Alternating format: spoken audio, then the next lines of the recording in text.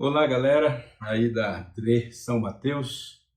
Estou muito ligado aí que vocês estão trabalhando na reunião de vocês, o currículo da cidade sobre os povos indígenas, né? Que foi uma produção que a Secretaria Municipal realizou com a nossa consultoria, né? Nossa assessoria.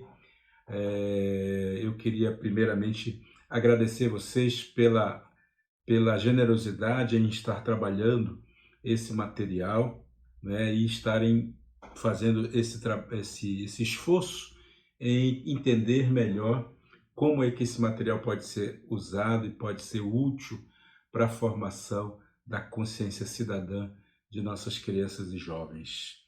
É muito importante, esse é o papel do educador, da educadora, que se quer parte na transformação da realidade que vivemos, uma realidade que não tem sido muito generosa para as populações indígenas brasileiras e também não tem sido muito generosa para a população indígena da cidade de São Paulo, né? Então, primeiramente, essa palavra de gratidão.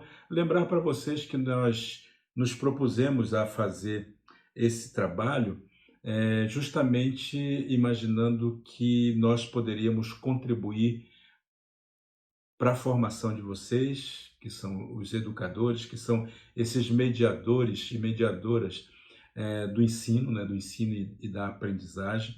E, obviamente, que é um material pensado para ser um material de fácil entendimento. A gente não quis trazer informações científicas para ele, para evitar justamente, às vezes, a dificuldade de compreender, né, às vezes, alguns conceitos que são mais fáceis e mais tranquilos, né? Não se trata aqui de uma narrativa de verdades sobre outras verdades, não. A nossa ideia inicial era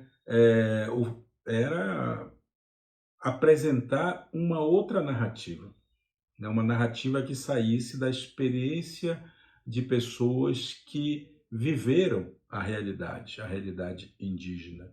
Vocês sabem que historicamente o Brasil tem sido tem sido o grande narrador da história, né? O Brasil que eu falo é essa versão única da história, essa versão que nos é passada e que sempre coloca as populações indígenas no rodapé da história, coloca os indígenas como excluídos da história.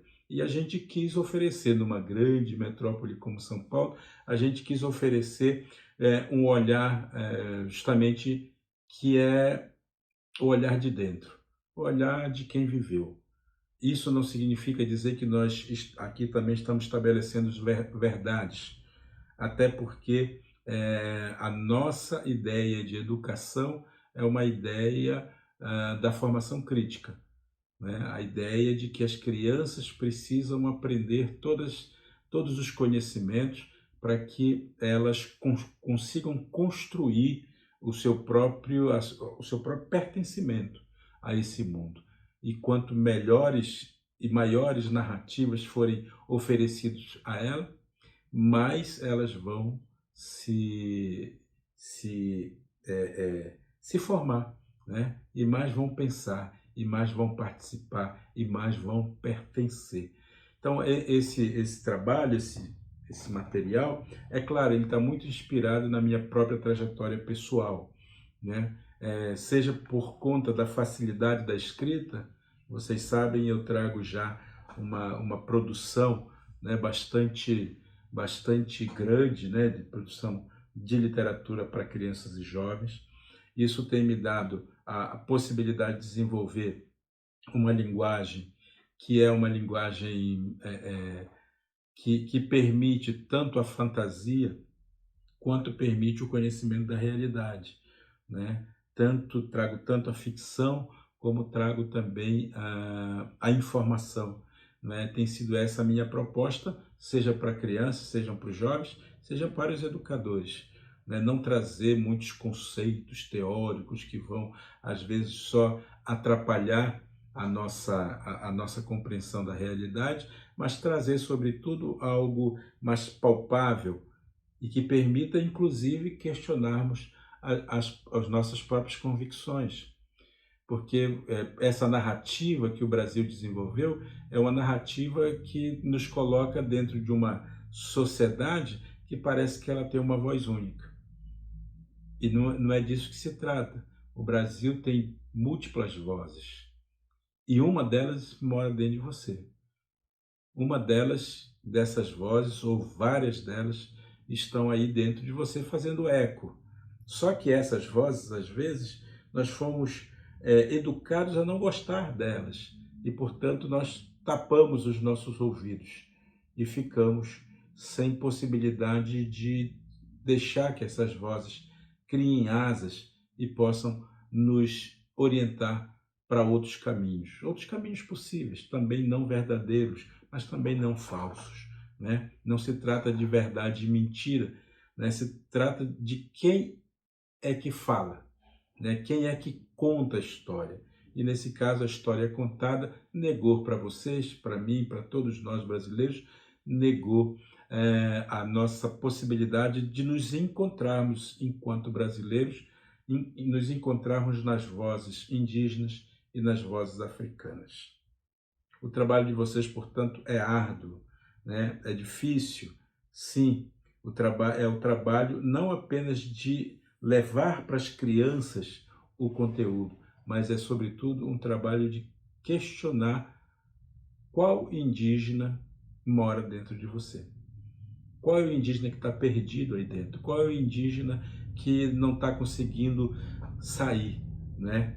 Porque aí, quando a gente encontrar esse indígena na gente, a gente começa a fazer parte. A gente começa a se sentir um pouco mais contemplado, né, com a nossa obrigação, né, de falar de brasileiro para brasileiro, né? Falar de alma para alma, né? Falar mesmo com o coração da gente. Então, para encerrar, e eu não quero ficar muito chato nessa minha mensagem para vocês, mas queria dizer primeiro, de fato, uma gratidão muito grande, porque o educador e a educadora são papéis fundamentais, formam um papel, né? Tem esse papel fundamental de mediar o conhecimento. Uma mediação que precisa ser feita a partir das suas próprias convicções. Então é fundamental a gente se formar. E se eu posso dizer para vocês uma mensagem mesmo de esperança, que está no próprio livro aqui que vocês têm, vocês receberam provavelmente, sejam água corrente. Meu avô sempre lembrava isso, né? Que a gente precisa ser água corrente, porque quando um rio para, desiste, ele é porque ele desistiu de lutar, né? Quando ele para, ele desistiu de lutar. E no rio que para, o rio que para vira água podre. Em água podre não tem vida. Um educador não pode ser um rio podre. Não pode ser água parada. O educador, a educadora precisam estar em movimento, ou seja, estar num processo constante de aprendizado. E na medida em que está nesse processo de aprendizado, ele vira água límpida. E na água límpida tem vida. E nela as crianças vêm se banhar, vêm mergulhar, porque sabem que ali, naquela água, elas vão encontrar acolhida. Meus queridos, minhas queridas, sejam água corrente. Um abraço para vocês, gratidão minha, gratidão de Cristina Wapichana pelo trabalho e dedicação de vocês. Vamos juntos, se cuidem, para que a gente em breve volte a se encontrar. Um abraço.